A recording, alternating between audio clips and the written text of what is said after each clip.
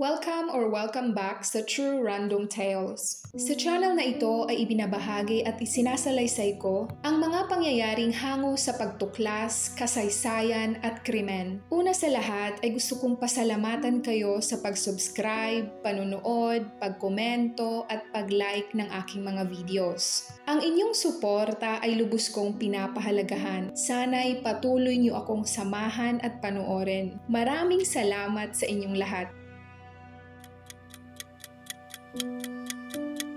Nagkaroon ng outbreak noong taong 2000, ngunit hindi ito katulad ng coronavirus dahil hindi ito umatake sa mga tao o mga hayop. Sa halip ay naminsala ito sa milyong-milyong computer sa buong mundo sa pamamagitan ng mga email system. Itinatalang nakapaminsala ito ng 10 milyong computers at tinaguriang isa sa pinakamapaminsalang computer virus sa kasaysayan. Maging ang Pentagon, CIA at British Parliament at iba pang mga higanteng korporasyon sa buong mundo na itinuturing na most secured agency ay hindi nakaligtas sa tinatawag na I love you virus. Para sa mga hindi familiar, ang Pentagon ay ang pangalawa sa pinakamalaking office building sa buong mundo at ito ay ang headquarters ng United States Department of Defense sa Virginia, USA. Kaya para maprotektahan ang kanilang mga sarili sa mapaminsalang computer virus ay kinailangan nilang i-shutdown ang kanilang mga mail servers. At ayon sa report, ay tinatayang umabot sa 5 to 8.7 billion dollars ang tinatalang naging pinsala nito. At ang iba't ibang bansa ay gumastos ng 10 to 15 billion dollars para lamang ito ay mapuksa. Ang ilan sa mga bansang lubos nitong naapektuhan ay ang Estados Unidos, United Kingdom, Germany, France, Japan, China at Australia. At dahil sa malaking pinsalang dulot nito ay agad na ikinasa ng mga intelligence group ng iba't ibang bansa ang pagtukoy sa pinagmula nito. Nang matrace nila ang pinanggalingan ng computer worm, ay hindi nila buhat akalain na ang mapaminsalang virus na ito ay kagagawa ng isang Filipino. Sa kanilang pag-iimbestiga ay napadpad sila sa Pilipinas na ikinagulat ng mga Pilipino, lalong-lalo na ng mga taga-Pandacan, Manila. Dahil ang pinagsanib puwersa ng FBI at NBI ay hinuli ang isang IT student ng ama na si Unel de Guzman. Halika at ating balikan ngayon ang kaso ng kilalang creator ng isa sa pinakamapaminsalang computer virus program sa buong mundo. Si Unel de Guzman ay ipinanganak sa Maynila noong April 4, 1977. Siya ang natatanging anak na lalaki at bunso sa kanilang 5 magkakapatid. Noong bata pa lamang si Unel ay nauhumaling na ito sa computer. At dahil sa kanyang kuryosidad sa kung paano ito gumagana ay mas pinipili ni Unel na kalikutin ang computer ng kanyang nakakatandang kapatid kaysa makipaglaro sa kanyang mga kaibigan. Kung kaya nang siya ay nakapagtapos ng high school ay kumuha agad siya ng kursong programming sa AMA Computer College. Sa pag-aaral ay mas napalawak niya ang kanyang kaalaman patungkol sa computer programming. At siya ay madalas nang makitang nakatambay sa internet cafe kasama ang iba pang mga IT students upang matuto at magbasa ng mga computer commands. Noong mga panahon na yon ay malimit lamang ang may mga access sa internet sa Pilipinas. Kung kaya naisipan ni Unel na gumawa ng isang computer program na naglalayong ma-access ang mga private info ng ibang mga computers. Ito ay para ma-hack niya ang mga internet accounts nito upang makalibre siya ng internet.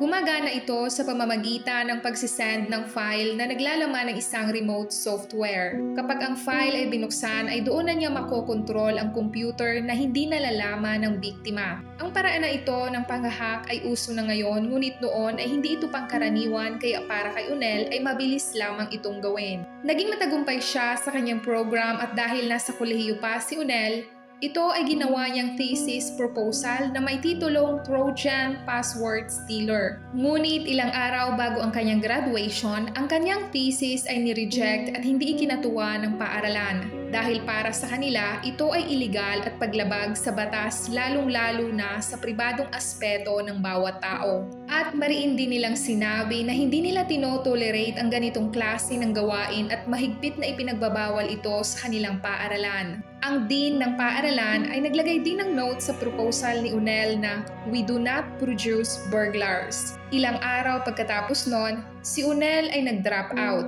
Sa kabilang banda, nagkahagulo ang mga opisina ng iba't ibang kumpanya mula Asia patungong Europa, maging sa Estados Unidos at di kalaunan sa buong mundo. Dahil sa kadahilanang hindi na nila makontrol ang kanilang mga computer matapos mabuksan ang file na kanilang na-receive. Nalingid sa kanilang kaalaman ay naglalaman ito ng mapaminsalang computer worm.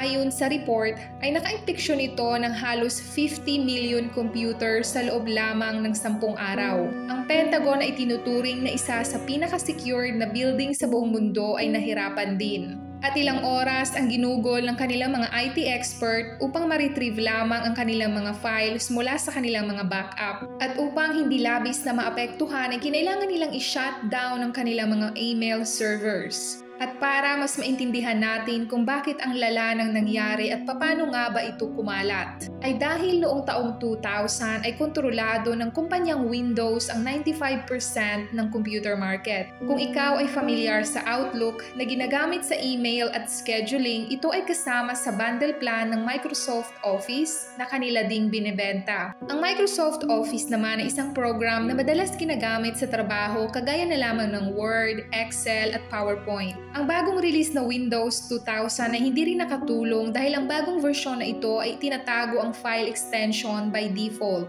Hindi katulad ng mga nakaraang version ng Windows, may option kung gusto mong itago ang file extension o hindi. At dahil sa palpak na bagong release na version na ito ng Windows 2000 ay nakakita ang hacker ng pagkakataon kung kaya gumawa ito ng isang malware para i-hack ang isang computer gamit ang worm na tinatawag na I Love You virus. Magsisimula ang lahat kapag ang isang tao ay nakatanggap ng isang email na ang laman ay kindly check the attached love letter coming from me.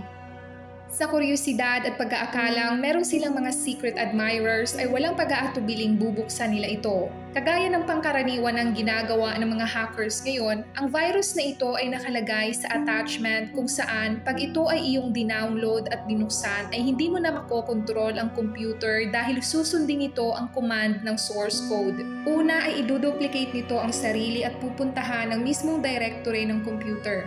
At pagkatapos ay i-override nito ang mga files at babaguhin ang registration key ng computer. At kusa din itong magsisend ng email sa mga contact at i-attach nito ang parehong attachment para kumalat. Isa din sa dahilan ng pagkalat nito ay dahil sa kusa nitong pagaganahin ng computer mo at magsisend ng email sa mga contact list mo kung kaya ang taong kilala mo ay hindi mag-aatubiling buksan ito sa pag-aakalang ito ay ligtas. Ang mga otoridad ay hindi naman nahirapan tukuyin ang pinagmulan ng computer virus. Dahil sa mismong email ay nakasaad ang mga katagang Manila, Philippines at I hate to go to school. Ang FBI at NBI ay nagsanib puwersa upang matunton ang utak at creator ng I Love You virus. At sa kanilang pag-iimbestiga ay natuklasan nila na ang internet service provider na ginagamit ng creator o hacker ay ang Supernet na isa sa mga internet service provider noon sa Pilipinas. Ang NBI ay binahagi na ang mga computer expert ay na-trace na ang pinagmula ng mga email na naglalaman ng computer worm ay sa apartment na tinitirhan ni Irene, na kapatid ni Unel at sa boyfriend nito na si Ramones. Nabalitaan ng ina ni Unel ang manhunt patungkol sa hacker at dahil alam nito ang hilig ng kanyang anak ay agad nitong tinawagan si Unel at binigyan ng babala. Ngunit lingid sa kanyang kaalaman, si Unel na pala mismo ang hinahunting ng mga otoridad.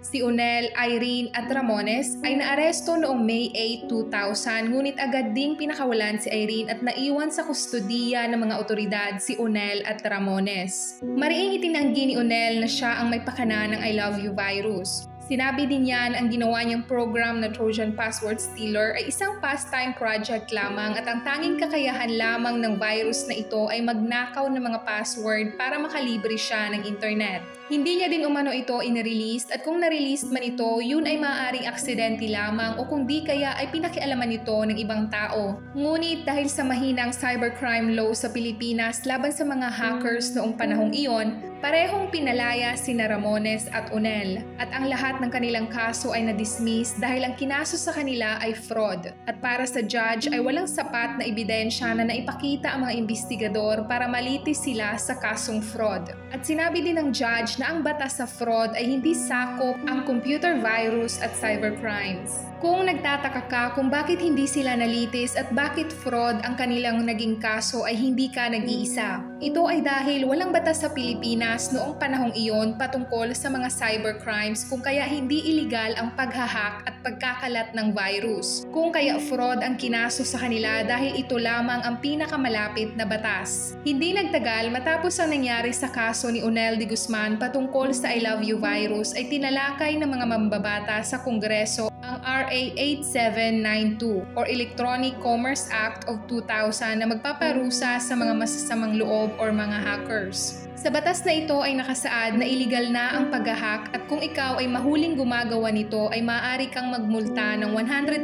pesos o makulong ng 6 na buwan hanggang 3 taon. Ang batas na ito ay opisyal na nilagdaan ni dating Pangulong Joseph Estrada at opisyal na naisabatas noong June 14, 2000. Kung kayo ay nakinig at nanood hanggang sa dulo ng video na ito ay maraming salamat sa panunood.